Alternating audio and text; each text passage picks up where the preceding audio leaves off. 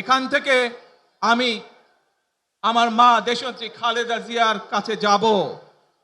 একটি মানুষ, যে মানুষটি এই দেশের মাটি, এই দেশের মানুষকে নিজের জীবনের থেকেও বেশি ভালোবেসেছেন, তার সাথে কি হয়েছে আপনারা প্রত্যেকটি মানুষ সে সম্পর্কে অবগত আছেন। সন্তান হিসাবে আপনাদের কাছে আমি চাইবো, আজ আল্লাহর দরবারে আপনারা দোয়া করবেন যাতে আল্লাহ ওনাকে তৌফিক দেন, উনি যাতে সুস্থ হতে পারেন। প্রিয় ভাই বোনরা, সন্তান হিসাবে আমার মন আমার মায়ের বিছানার পাশে পড়ে আছে সেই হাসপাতালের ঘরে, কিন্তু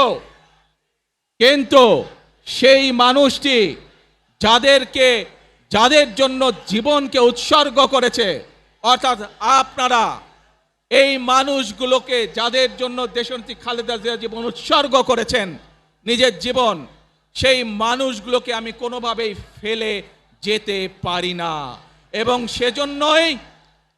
সেজন্যই আজ হাসপাতালে যাবার আগে আপনাদের প্রতি সহ টেলিভিশনগুলোর মাধ্যমে যারা সমগ্র বাংলাদেশে আমাকে দেখছেন, আপনাদের সকলের কাছে কৃতজ্ঞতা প্রকাশ করার জন্য আজ আমি এখানে দাঁড়িয়েছি আপনাদের সামনে।